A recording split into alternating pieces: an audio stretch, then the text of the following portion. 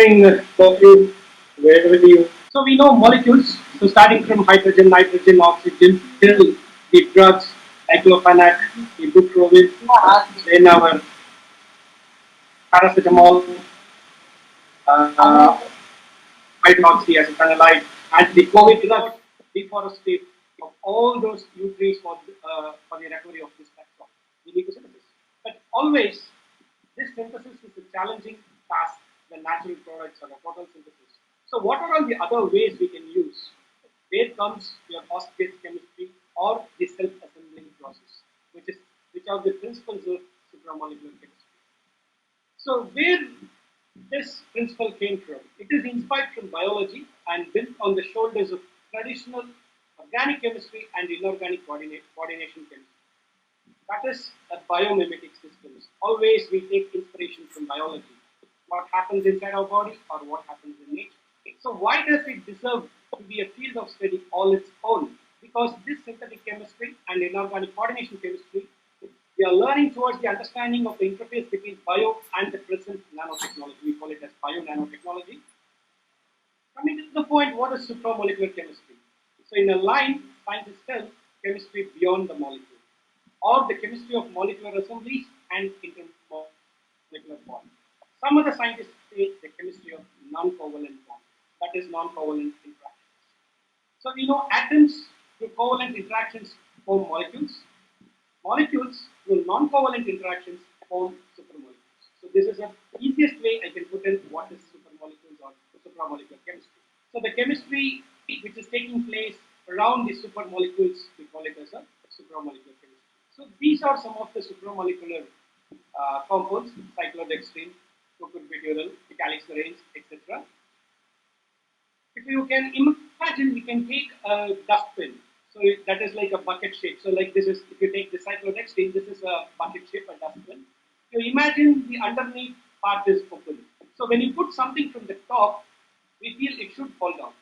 But in the case of supramolecular chemistry, if you put something inside, it will never fall down. But there is no linkage between the material you are putting in and this molecule. So this particular molecule is called as a host, and what are all the materials or the analytes you're putting inside is called as the guest molecules. So there is an interaction between this host and the guest, but there is definitely no covalent bond or ionic bond, but it is only purely non-covalent interactions. So similarly, we have cucurbityrals, we have calyxarenes, we have n number of supramolecules. I can show you here. These are all some of the things: cyclodextrin, calyxarene, cyclophane, cucurbityrol, crown ether, capsule technology. We have fullerenes, nanotubes, and self-assembly process like micelle, vesicle, etc. So what are all the uses? What are all the practical applications of this supramolecular chemistry? Majorly, the practical applications can be classified into four types. One is for sensing, molecular imaging, drug delivery, and metal extraction. Of course, catalysis also. So sensing, for example, if you take a pregnancy kit test or your glucose test, you take a drop of blood, put it somewhere, immediately it shows a value. By that value, you tend to know whether you are diabetic or not. So what happens? There is some proteins inside that protein and some chemical compound have an interactions through supramolecular interactions. They give different signals, and that is converted into a value for sensing purpose. Then for molecular imaging, if you go for MRI scan or computed tomography CT scan, they inject some chemicals into your body and some light is passed. At that time, when these molecules have an interaction with the protein in your body, and due to that light, which we call it as an external stimuli, some signals appear, you take a scan.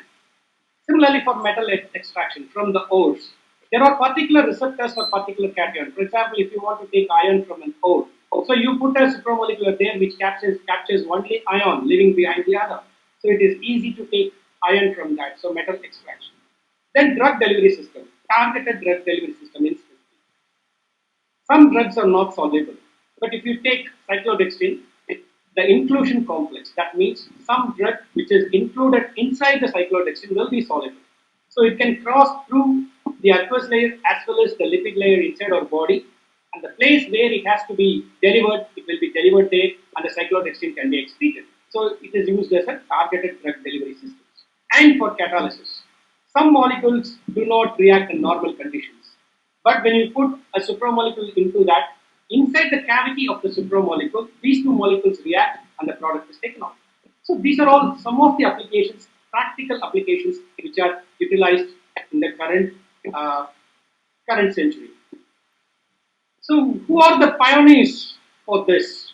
There are three famous personalities: Donald J. Crum from USA, Jean-Marie Land from France, and C.J. Pedersen from USA. They have obtained the Nobel Prize in the year 1987 for their development and use of molecules with structure-specific interactions of high selectivity. In particular, it is for C.J. Pedersen, who have come out with a crown ether coordinating with potassium, which is an important contribution. Subsequently, after 3 decades, this chemistry again won a Nobel Prize in 2016, almost after 3 decades, by Professor Jean-Pierre Savard from France, Sir J. Fraser Stoddart from USA, and Bernard L. Feringa from Netherlands for the introduction and advancement of molecular missions. So these supramolecular chemistry, these supramolecules can be tuned into make a molecular missions. So those areas like a nano car or a switch or a molecular muscle, I will tell a few in the later slides. So this gives rise to many real world applications. So you can know the importance of this supramolecular chemistry because in the 3 decades, two team has won the Nobel Prize for this supramolecular chemistry.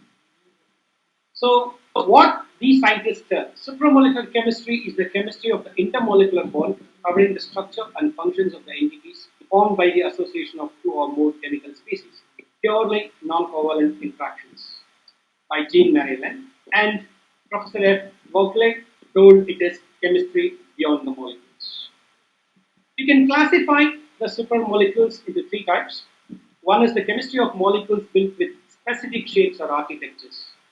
Examples are rhodoxane, catenane, dendrimer, fullerenes, and carbon nanotubes, etc. I will show that later. The second one is the lock and key or the host-guest chemistry, which is associated with a molecule recognizing its partner molecule. We have just seen the host-guest chemistry. And the third one is chemistry of molecular assembly, that is the self-assembly. Amphiphilic molecules, micelles, vesicles, lipophiles, etc. Like that of your cleaning action of soap by the formation of micelles. That is nothing but a supramolecular self-assembly process. So all these three put together, molecular recognition chemistry, chemistry of molecular assemblies, and chemistry of molecular associations forms the total package of supramolecular chemistry. So these are all some of the important concepts we shall see one by one. Molecular self-assembly, how they assemble together, folding like our DNA which folds by itself, then molecular recognition to recognize various analytes, host-guest chemistry, mechanically interlocked molecular architectures, and finally the dynamic covalent chemistry. So there are three possible categories of synthesis of these types of molecules. The small molecules, which I have shown here, these type of small molecules covalently organized or synthesized to form a larger molecule. This we call it as a supramolecule or a supramolecule. And this recognize the guest to form a supramolecular or host-guest complex and can be read through various analytical spectroscopic data, etc. So this can be done in both solution state and solid state. Similarly, larger molecules, for example, organic linkers, and the small guest molecules, metal atoms, metal ions, these two, during crystallization, forms a certain structure which is solid state. In nature, we have zeolites, we have clathrates, but similarly, synthetically, we can prepare metal organic frameworks like this. So these metals goes and sits in the lattice position, and they may have pores inside, where the pores will be applied for various applications. The third one is small molecules. They covalently join to form larger molecules, but with the help of an external stimuli like thermal, like light or pH conditions, they spontaneously organize to form a self-assembled aggregate. This can happen both in solution state and the solid state. Okay, I told there is no covalent or ionic interaction. So what sort of interactions? When you put a material inside a cyclodextrin, I told you in the start, if you take a dustbin which is open at the bottom, and when you put something inside, and it is held in the middle. But how come? Because of these 5 interactions: ionic and dipolar interactions, hydrogen bonding, pi interactions, van der Waals interaction, and hydrophobic effect. So because I told it is a fundamental, let me see this quickly. So in ionic interactions, there are three types. So you can see here, there is an interaction between this nitrogen and chlorine, both are ions, positive and negative. There exists an interaction between these two, it's called this ion-ion interaction in the case of tetrabutyl ammonium chloride. And this is a typical crown ether. I will come to that later, how to name and everything. So this crown ether has a dipole in the oxygen with a cation. This is called as ion dipole interactions. So now you can understand this crown ether holds or encapsulates or carries a sodium inside its cavity due to an ion dipole interaction. There is no covalent or ionic bond here. And the third one is you can take acetone molecules. Between two acetone molecules, there is a small partial negative and partial positive charge, the dipole-dipole interactions. So these three contribute to the ion dipole interactions in supramolecular chemistry. Secondly, the important thing, the hydrogen bonding, which is there in our human body. Many of our amino acids, proteins, and even DNA are through hydrogen bonding. So any hydrogen atom which is attached to an electronegative atom forms an hydrogen bond with another electronegative atom. So it creates a small positive charge and it's called as a donor. The other one is an acceptor. So between these donor and acceptor, there exists a hydrogen bonding. And the well-known example, orthonitrophenol, which forms intramolecular hydrogen bonding here, and paranitrophenol, between two molecules, it forms hydrogen bonding. So this type of hydrogen bonding is very, very important in supramolecular interactions. Thirdly, the pi interactions. I don't know how many of you really understood pi-pi stacking or pi-pi interactions. So this pi-pi interactions I'll talk about in the next slide. It is again classified into three: cation pi, anion pi, and polar pi interactions. So cation pi, it is the interaction between a cation and the pi electron cloud here between benzene. When these two interact, then it is called as cation pi interactions. And here it is the anion interactions. So one can think both are negatively charged and how there will be an interaction. For example, if you have electron withdrawing groups around this benzene ring, if you take hexafluorobenzene, so the electron, if this here is the electron poor region and here it is electron rich region, there is an interaction which is called this anion pi interactions.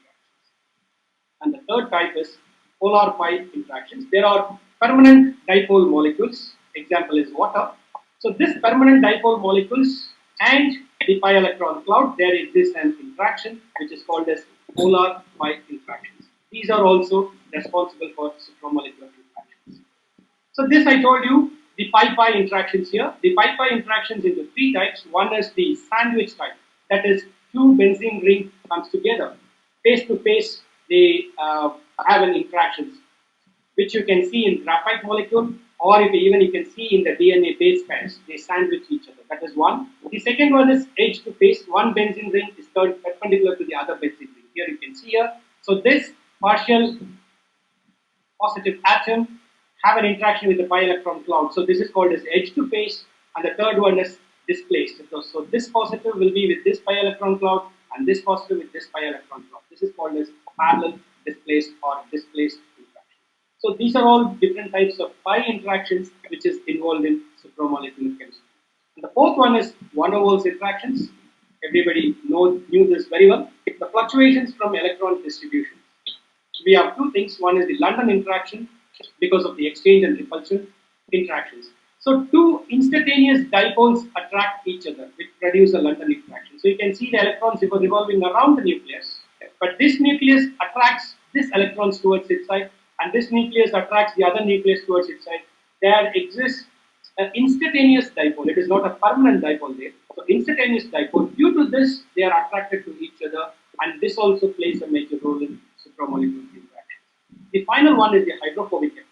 For example, if you take this cavity is full of water molecules, hydrophobic cavity. So when you put some other guest, when it is inside, the water all arranged in an organized manner.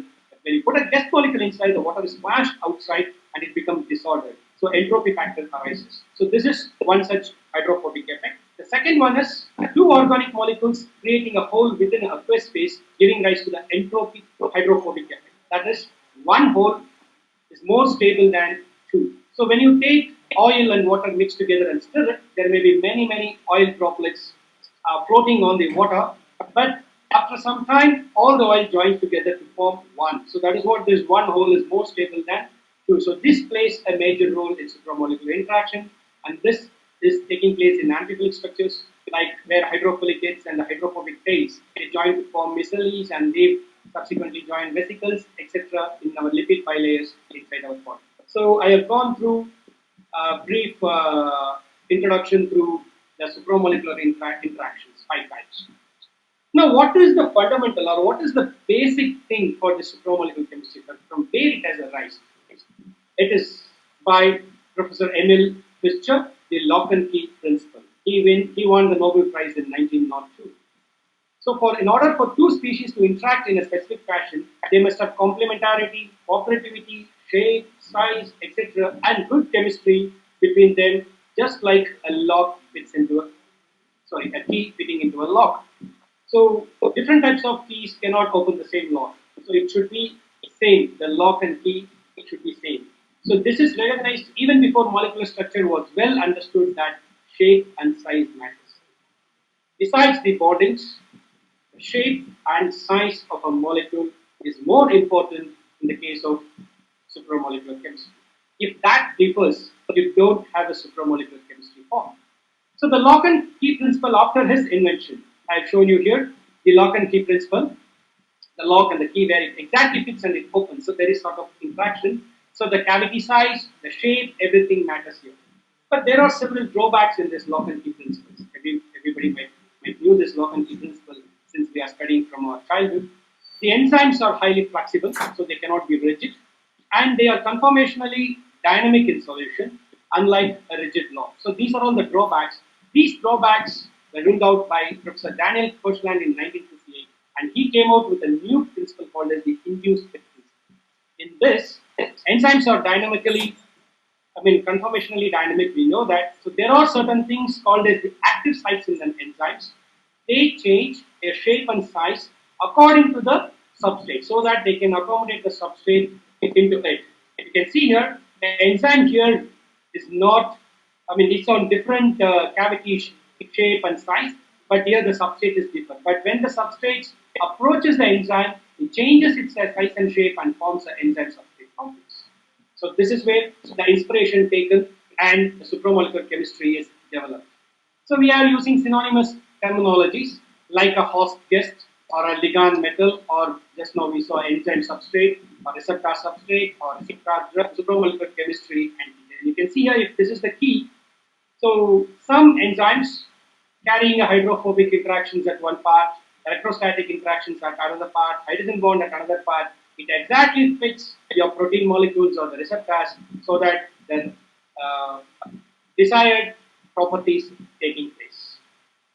So the study of non-covalent interactions is very, very crucial to understanding many biological processes from the cell structure to vision that rely on these forces for structure and function, how it is happening. So biological systems are often the inspiration for supramolecular research. Even now we are struggling hard to find a drug or a vaccine for COVID. So we know the structure of COVID and we know how it goes inside the body, where it attacks, we know the receptors. So we take out the receptors and then we perform some drug molecule synthesis, and we should have the interaction between those receptors and the drug exactly so that the receptor should not multiply or kill the virus so that disease will be cured. So this is very important, the supramolecular interactions. As I told you, it is there in our body, the DNA. The bonding between the base pairs, cytosine and thiamine or adenine and guanine, here it's involving hydrogen bonding. Because of this hydrogen bonding, you have your DNA molecule duplex structure. Similarly, you have biotin streptavidin host-guest complex. Biotin binds to a protein called as streptavidin. The streptavidin is nothing but the amino acids, all around the amino acids are involved. This is the biotin molecule. Between these two, there exists the hydrogen bond. So these are all the things which are already getting inside our body, which is happening inside our body.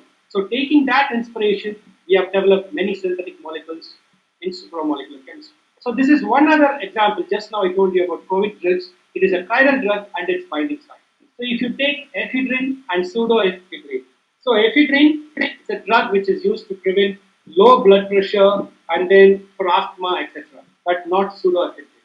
Pseudoephedrine is used for like a sinus problem or nose, nasty nose, etc. So you can see here in this structure, there is this OH group is facing down. It is a flat hydrophobic area is this one, but this hydrogen bonding, this is responsible for hydrogen bonding with the receptor.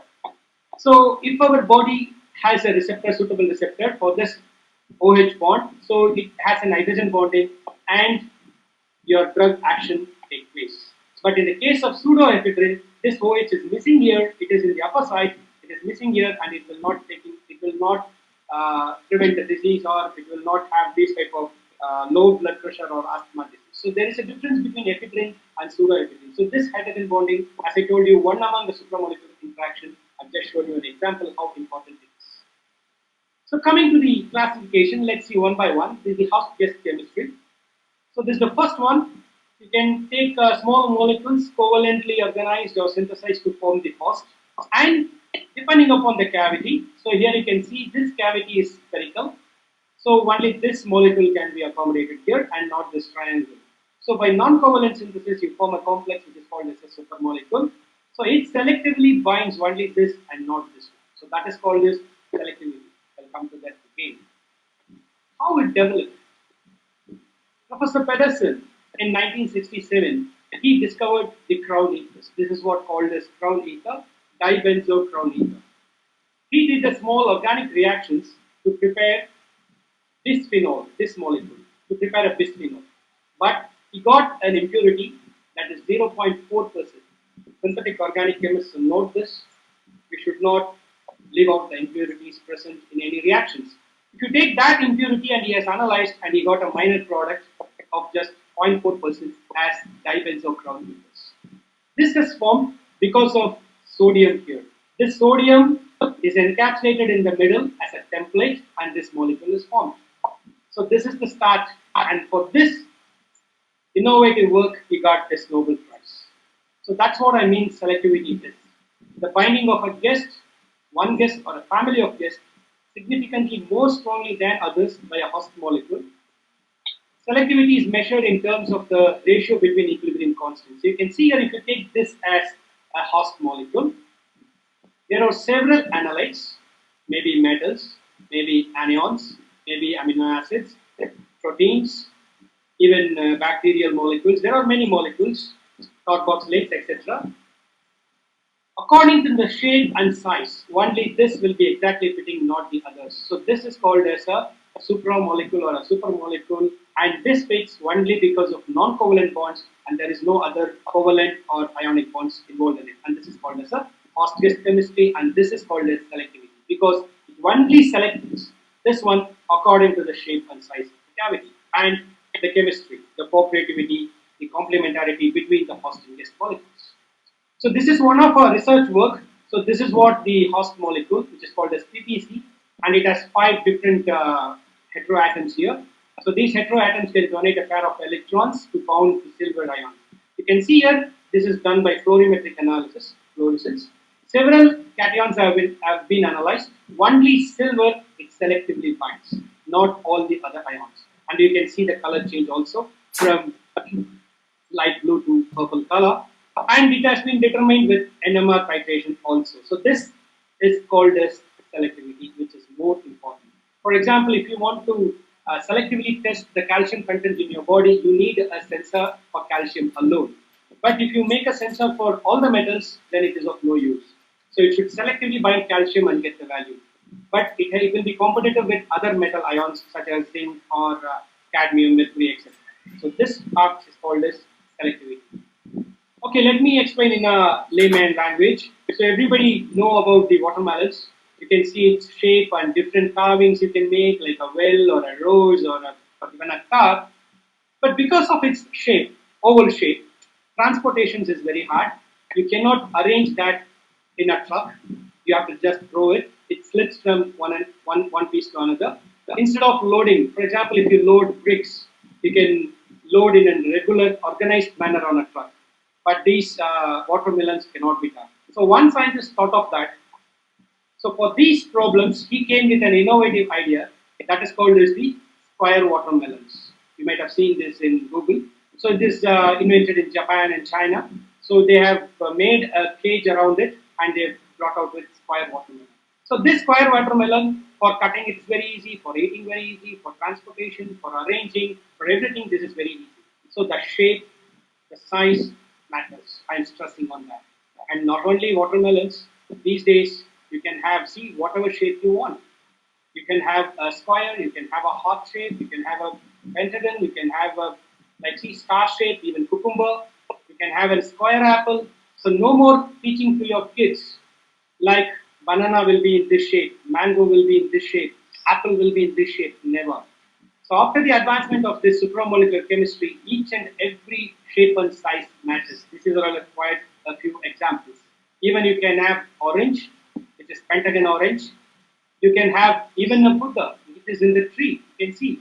So everything is possible these days. Because as I told you, the next generation or the next era will be mainly on supramolecular bio-nanotechnology. So it depends upon the shape and size. No more each entity is of some shape which we have studied from generation to generation.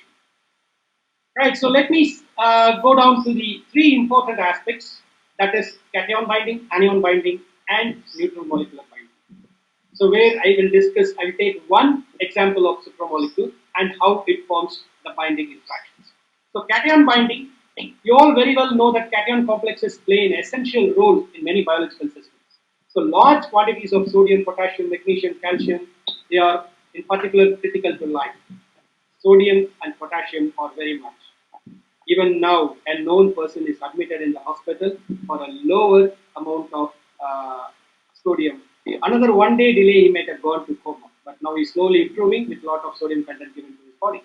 So the importance of metal ions is shown here in humans. These are all the essential metal ions: calcium, sodium, potassium, magnesium, and trace elements like iron, copper, cobalt, zinc. It should be balanced in your body. It should be neither high nor low. Their importance in our body. So sodium, potassium, they regulate body metabolisms. Calcium, bones and teeth for arthritis, you know very well. Then metalloproteins and metalloenzymes for redox reactions, copper, like that. If any disorders occurs, that means whether it is higher in content or lower in content, anemia, liver, kidney damage happens if it is in the case of iron. In the case of zinc, type 1 and type 2 occurs, or in the case of copper, Alzheimer's, Wilson, so on and so forth. So the crown ethers, you know very well. I'll take this as an example for a cation host or a cation receptor.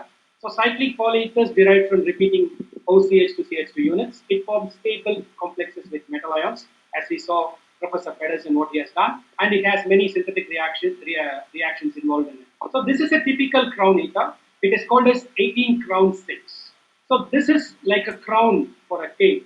So it represents like that. So the name crown came, and it has 6 oxygen atoms. So it is 6, and you can see the number of bonds if we count. So this is 1, 2, 3. So here 3, 6, 9, 12, 15, and 18. So 18 crown and 6. Excuse me, sir. Sir, another 3 minutes are going to end, sir. Kindly rejoin, sir, if it is ends in between. I have to rejoin with the same. Yes, sir. Yes, sir. Yes, sir. Thank you. Another 3 minutes. Yes, thank you, sir. Thank you. Okay, so this is what that crown ether means.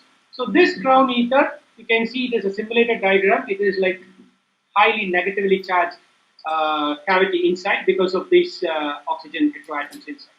So as I told, it binds with potassium, neither with sodium nor with lithium. If you take that first group elements, it only binds with this potassium because of the shape and size. A stable Lewis acid-base complex with potassium. You can see here the simulated picture. So the example I have to tell you, what is the use of this crown ether? Ion complexing and solubility. This potassium fluoride is not soluble in benzene, but when you put 18 crown inside that, so this potassium is captured by this crown and this chlorine is released. So this chlorine is away and it is highly reactive, and this is called as naked anion effect. So this F is carried into benzene and it is called as a naked anion effect, and it is highly reactive. So this can be used in reactions. So that's what I told you here. So you can see here when you want to convert one bromo-octane to one fluoro-octane, if you use KF, you know that KF is not soluble in toluene or benzene. And if you put KF in some of the protic solvents, this chlorine is strongly solvated by the ion dipole forces we have seen before, and it is neither basic or nucleophile to have a nucleophilic substitution for this bromine by chlorine.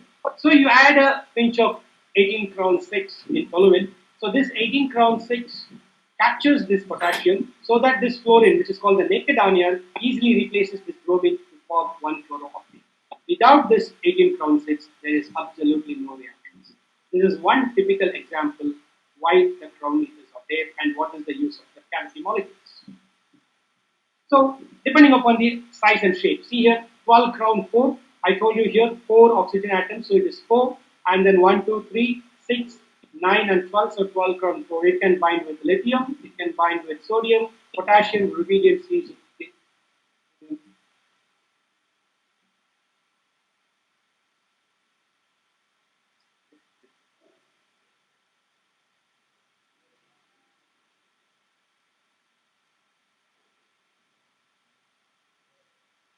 So, the shape of the cavity after crowning comes nitrogen, it is called as aza crowns, and thereby develop tryptans, spirans, lariat ethers, etc. I have just discussed one example for cation bindings. All the rest you can go through in the literature. So this is another application, as I told you, it is used in as a chemobiosensor. So organic molecules designed to bind and sense small molecules of metals or ions. So three type of things needed here: a fluorophore, a linker, and an ionophore. So this ionophore binds with this metal ion so that there is a signal change in this fluorophore. So that signal is taken and you can have a chemobiosensor for whatever metal ions you want, or amino acids, or anions, cations, etc. So this is called as a fluorophore and the linker, or a spacer and the ionophore. And for these type of things, this supramolecular chemistry as a host gas chemistry is useful. There are many fluorochemosensors have been developed. So I'm coming to the same thing, the selectivity. So this molecular host is called as chemosensor, exactly fitting with any of the analytes, that is the metal anions and metal ions, and it forms a complex so that it glows either pinches or. So this is where we stop the molecular recognition and selectivity. So the chemosensor and metal ions forms a complex, and you have different signals. So this is what I told you in another pictorial diagram. So you have a host molecule and you have different metal ions or any other anions. So exactly matching the shape and size gives you a signal that can be transferred into a value. You can get the details like that of your blood glucose sensors or any other sensors. So the working mantra is there is no interaction, there is no information. So that is what the supramolecular interactions is all about. So next step is the receptor for anions. You have seen for cations, it is almost constructing a receptor for cations is very easy, as most of the cations are spherical in shape. But if you take for anions, they have three different properties. They come in many shapes and sizes. For example, halides are spherical, thiocyanate linear. If you take nitrate, it is planar. If you take phosphates, it is tetrahedral. Hexafluorophosphate, it is octahedral, and so on. So imagine about the nucleotides, or the biological molecules inside of the humans. For example, this COVID-19, they are targeting two different receptors. One is the CD147, that is the cluster of differentiation 147, and GRP78, glucose regulated proteins. They target these two receptors. We need to know these two receptor structure and design a drug or a vaccine wherein the interaction takes place and either arrest their mutations or multiplications to overcome this COVID-19. Secondly, most ions exist in a narrow pH range. They don't have the wide pH range from 1 to 14. They will not work. They will work in a only specific pH range. And they are generally coordinatively saturated like this we have saw for KF potassium flow. So what sort of receptors we can use for this anion? We can have charged receptors, that is positively charged. The second one is the neutral receptors. So you can have the positively charged receptors like guanidinium derivatives. You can see there nitrogen contains a small positive charge molecule so that it can attract the carboxylate anions. Similarly, imidinium derivative also can have carboxylate anions. So a positively charged receptor is essential for anion detectors or anion sensors. And apart from that positive charge, I told you even the neutral receptors or the neutral interactions like hydrogen bonding interactions. You can see this particular molecule here. You can see there is a positively charge involved as well as the hydrogen bonding is involved. So this can capture the anion very well. So these type of receptors are much more efficient than only positively charged receptors. Why these receptors are taking place? For example, many of you are suffering from thyroid. Either iodine content may be more or less. When you go to a doctor, when you go to a biochemical laboratory, they immediately tell some values of iodine. How it is done?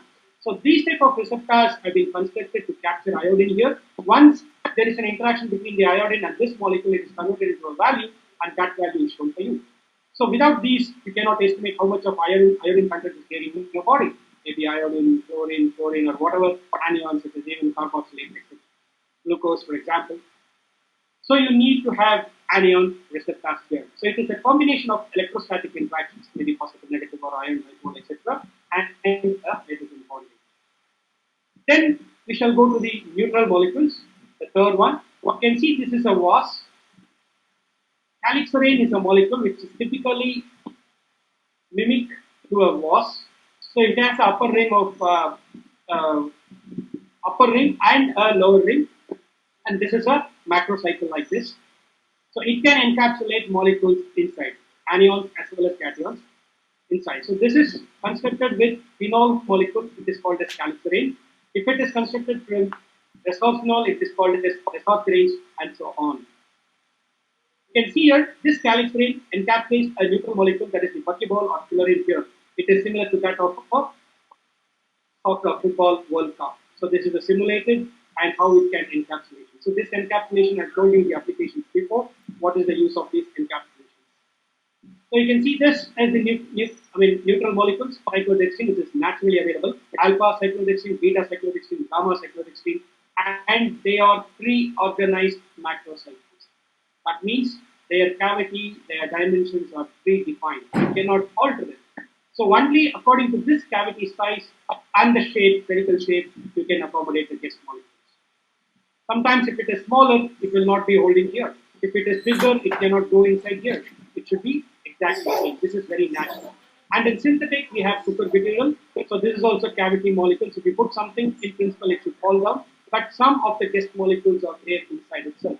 It is prepared from glycolurol. This is called glycolurol. 6 such units forms CB6, this one. 5 such units join to form CB5, and so on and so forth. And this is cucurbityrol because this belongs to the family called Cucurbitaceae. So from there, cucurbityrol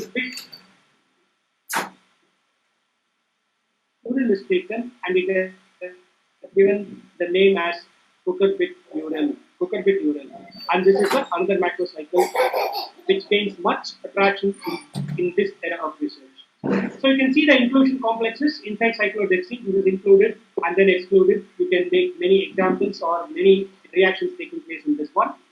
It can be used as a phase transfer catalyst between organic and those substances which are not soluble in organic phase, which are soluble in aqueous phase only. These type of cyclodextrin can be added inside, so it will phase transfer the organic soluble components to the aqueous soluble components, and the reaction takes place. So you can have products. The substrate can be put in, and you can have products. Many number of catalytic reactions are these type of reactions taking place. So in a nutshell, host-guest chemistry, molecular precursors join to form molecular chemistry, and that recognize the host, and you call chemistry beyond molecules. The second one is the self-assembly, according to the classification. You can see here the molecules are distributed uneven. They are not ordered. They are disordered here. But when you give an external stimuli, light, thermal, pH, something, they become an ordered, spontaneous, and it is reversible. When you take out the external stimuli, it will go back to its original position. So these type of things, we call it as self-assembly, very much used in today's nanotechnology. For example, a mirror can be transparent at one stage when they are disoriented, but when you switch on the light, when you pass electric current, or when you pass heat, or when you pass something, external stimuli, which I mean, it may organize itself and become opaque. So like these type of strategies are taking place more in nanotechnology. So it is called as a self-assembling process. How do you synthesize that? You put a template in the middle. Along this template, all these things forms a supramolecule, and then you can remove that template outside. You get a molecule like this. They self-assemble. They all come together because of this template. In this organization, we have many architectures, structures here. Let us see some of them, which are called as ladders, grids, racks, etc. And they have different properties like optical, redox, magnetic, catalytic. Mainly, they are constructed with two things. One is the ligand, organic molecule. The other one is the metal ion. You can see here, they have three basic levels. One is the recognition. So they have the selective interaction of complementary components, as I told, the shape, size, cooperativity, complementarity, and its chemistry between the two, the ligand and the metal. Second one is orientation, how they orient, into what type of structure. The third one is after building up the structure that terminates to the desired structure, supramolecular, desired discrete supramolecular entities. So these are all the cartoon diagrams. You can see here a rack is there, a ladder is there, a grid is there. Is it possible to have these type of structures in chemistry and chemical molecules? Of course. You can see here if you take a terpenoid molecule with the help of ruthenium metal, this is organic ligand, this is the organic ligand, and this is a ruthenium catalyst. Ruthenium metal. They both join to form with the help of an entropic ligand. This is called an entropic ligand. N metal ions arranged, similar to a ladder. So it is called as ladders in supramolecular chemistry. And these parts are called as spokes. Similarly, if you take two polytopic ligands, this is one bipyridine, another bipyridine connected by a number of systems like this. These are called as rungs, and these structures are called as ladders. Here, copper acts as a template here, you can see. By supramolecular chemistry, these are called as ladders, supramolecular ladder. And similarly, you can have supramolecular grid, a square grid, rectangular grid, etc. Even chiral grid is very much possible. So I have shown the cartoon diagram and an example of the chemical structures. The next one is mechanically interlocked supramolecules. Here, absolutely no covalent bonds or chemical bonds are involved. It is just like a chain, two chains connected to each other. So they are threaded one and around each other to form a single entity. It is supported by supramolecular interactions. So this is called as a rotoxane. You can see here this is called as a rotoxane. And this middle green color represents the macrocycle. And these two bulky groups are called as the capped end parts. So this macrocycle will not slip away from here. A typical dumbbells, what you call it. So you can see here, this is a rotoxane. If one of the cap or the two of the cap is missing, then it is called as pseudo-rotoxane. You can see the structure here. This is a triphenyl molecule, this is the capping agent, and this biphenyl molecule, it traps the macrocycle cyclodextrin in the middle, and this is the another biphenyl. So you can see here, this is a typical construction of a rotoxane. So the cyclodextrin macrocycle is here, and both the sides it is a typical rotoxane structure. I told about the architectures of supramolecular chemistry. This is one. The second one is catenanes. So this is two ring structures. There is absolutely no connection between these two, but they are there with the help of weak van der Waals or weak interactions or supramolecular interactions. So here it crosses one time and two times so, and two molecules involved. It is called 2 crossing 2 catenane. But here it crosses 1, 2, 3, and 4. So 4 crossing 2 catenanes. So this is the example you can see here. These are all the structures. When the bipyridine reacts with xylene dibromate, you get a catenane structure. You can see here this example. This is called as a molecular switch. So here when the copper 1 stage, when it is in copper 1 complex, it is coordinated to phenanthrene compound, phenanthrene scaffold. There you get a tetrahedral structure. But when it is oxidized to copper 2, we get a square pyramidal. Now it is attached to the terpenoid molecule. So this is called as on-off process, a switch on and switch off process. So this can be used as molecular switches, catenanes. The next one is knots. So they occur frequently in everyday life, both in our microscopic world, like your ties, your shoelaces, and even in DNA form knotted structures. You can see here, just like in Tamil, the letter E, and they are intrinsically chiral. This E is not equivalent to this one. So these both are chiral. They are called as enantiomers.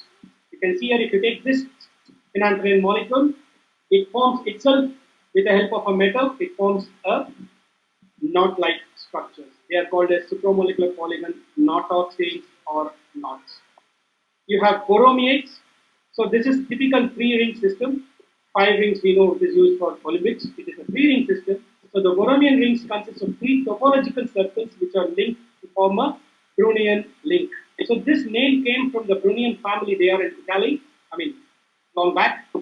Removing any ring results in two unlinked rings. That is, no two of the three rings are linked together. If you remove any one ring, either this or this, all three will be split.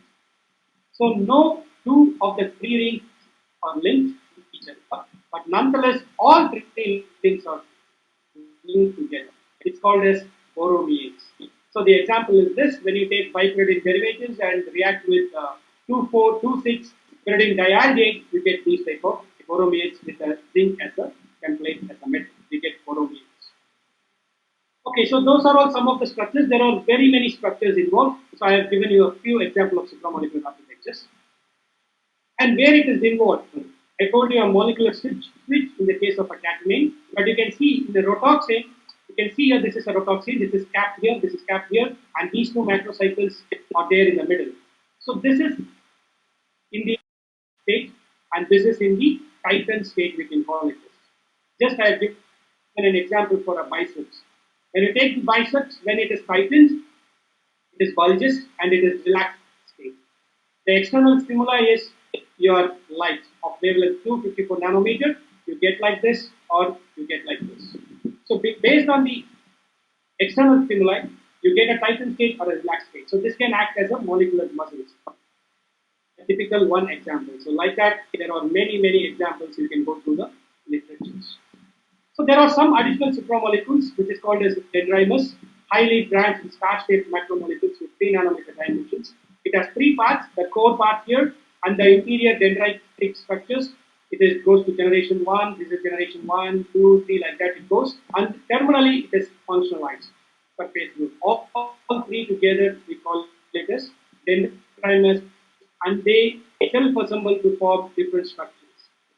Next one is capsules. So two or more molecules self-assembly, which are complementary to each other. They self-assemble like this. This cavitant into two, they self-assemble and trap the guest molecules inside. You can see this molecule traps the pyrazine molecules inside. So these are called as supramolecular capsules. And you know, in nanotechnology, you have a fluorine, which is an allotrope of carbon, whose molecule consists of carbon atoms connected by single and double bonds. You have several fluorine molecules. So it entraps the guest inside, then it is called as endohedral. If it is functionalized outside, it is called as exohedral components. Ma'am, still I have time or shall I close? Excuse me? Sir, yes, sir, having time, sir. Another 15 minutes we are having, sir. Continue, sir. Yeah, thank you. So the last part is the metal organic frameworks. So as I told you, this metal organic framework involves the solid state host-based or solid-state chemistry, where the organic linker and the metal ion clusters together form these type of structures. We have known the typical Gravius lattice, that is older generation. Now we have n number of crystal structures. So these metal organic frameworks are a new class of crystal hybrid nanoporous materials. Some scientists call this as metal organic porous materials. So always there are fight between the scientists. So some call as metal organic frameworks and some call it as metal organic porous materials. The famous scientists are Professor Kim in Korea and Professor Omar Yagi and Professor Yaturi from US. So when you have metal and the organic linker, you call metal organic frameworks. Without the metal, it is called as covalent organic framework, and you have porous polymer networks. So these are them. So what do you mean by pores? So pores having minute interstices through which liquid or air may pass. So you can see here, these are all the examples. Surface of a chicken eggshell, which is micropores less than 2 nanometers. We have mesoporous material, carbon membrane 2 to 50 nanometers, and macropores more than 50 nanometers or in a monolithic column. So these are all the porous materials existing in nature: lungs, bones, the alveoli in the lungs, and then sandstone, sea sponge, snow, eggshell, lemons, etc.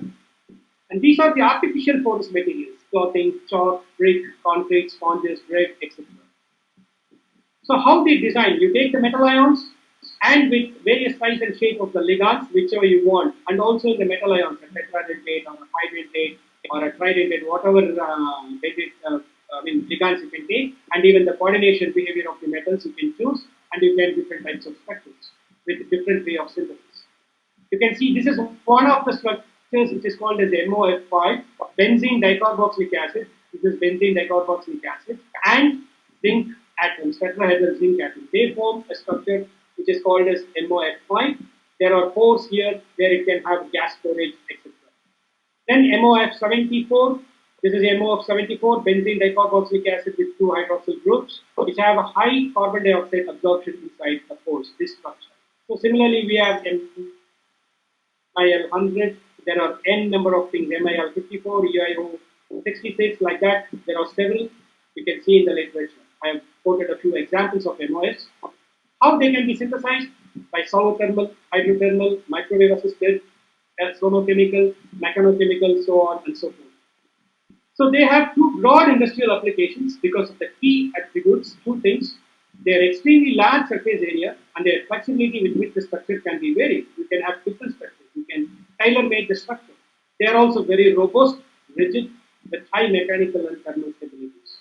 So these are all the various applications. They can use for separation of gases, separation of molecules, gas storages, as sensor molecules, drug storage, as a catalyst, as a purification agent. Many applications are found for MOFs. So far, we have seen about non-covalent interaction in supramolecular chemistry. What about mixing both a covalent as well as a non-covalent together? So you can see here the enantioselective recognition of amino alcohols. So I'm not talking about amino alcohols. I'm talking about the chirality conversion of amino acids. You know very well know about what I mean by chirality is non-superimposable mirror images. So this is a typical binaptol, which is an auxiliary chiral molecule, which contains an aldehyde group and hydroxy group and a pendant or a hanging group of hydrogen bond donors. So this aldehyde reacts with an imine with an amino acid, which has an amine group. So it forms an albumin or an imine. And it forms a resonance-assisted hydrogen bonding with this OH. So that is covalent bonded. And this hydrogen bond, this is called as the non-covalent interactions. The covalent interaction and the non-covalent interaction, if you put an L amino acid with this receptor, in 48 hours, all the 99% is converted into D amino acids. So here involves both covalent and so here this is what the albumin and this is the chiral because of the steric here, and this is what the supramolecular interaction, one of the supramolecular interaction, hydrogen, and this is your resonance-assisted hydrogen bonding and the imine bond. This is covalent and this is non-covalent. So you can see what happens. So this is the typical receptor. I'm not talking about the synthesis here.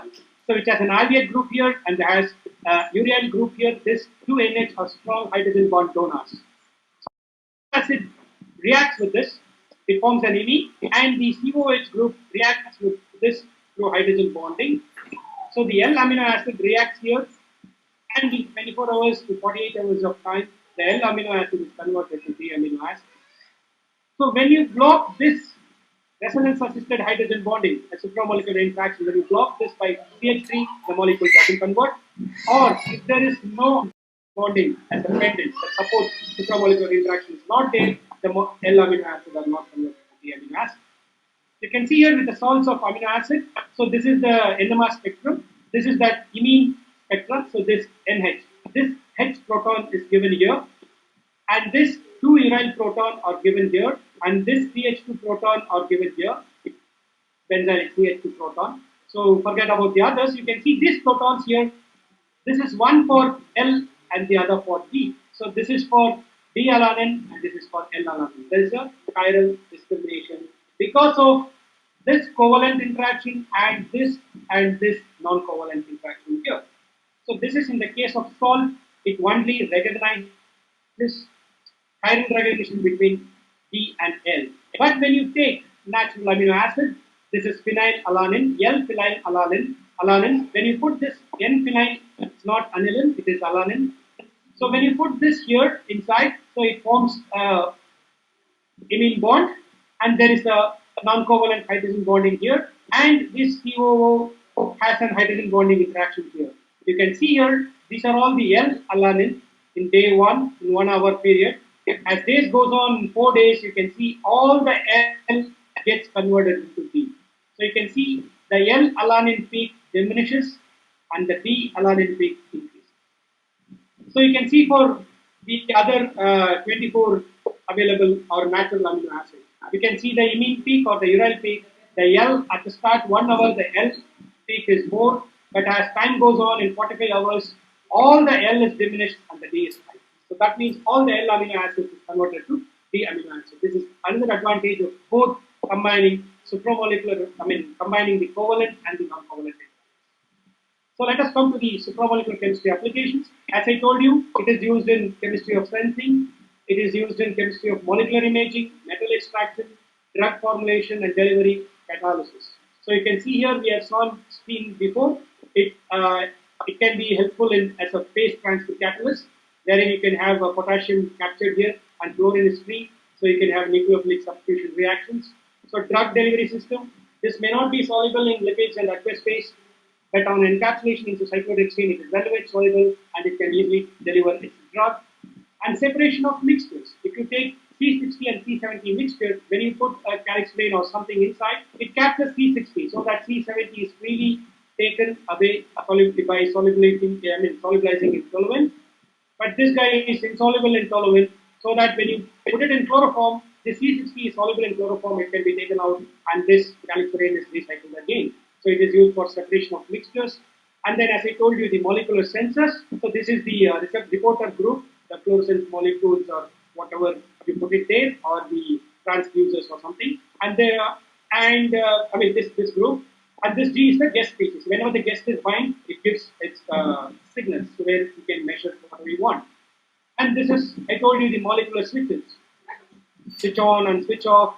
So this is a fluorophore, and this crown can take the sodium here. When it binds sodium, this fluorophore may flow or may quench or something, so wherein we can get some good results out of it. Then phase transfer catalyst, just now we saw, I'm giving you again another example. And then photochemical supramolecule. So this also we have discussed is a biochemosynthesis. So this is the signaling unit, and you have a spacer and you have a receptor group. When a substrate or analyte binds here, the signal unit gives a signal. This is an example. You can see the same anthracene and crown here. So it can capture some metal or something, and it gives some emission. From there, you can have your signals or converted into data. I come to conclusion by that gurus cannot be replaced by Googles and teachers cannot be replaced by technology. Thank you. I still have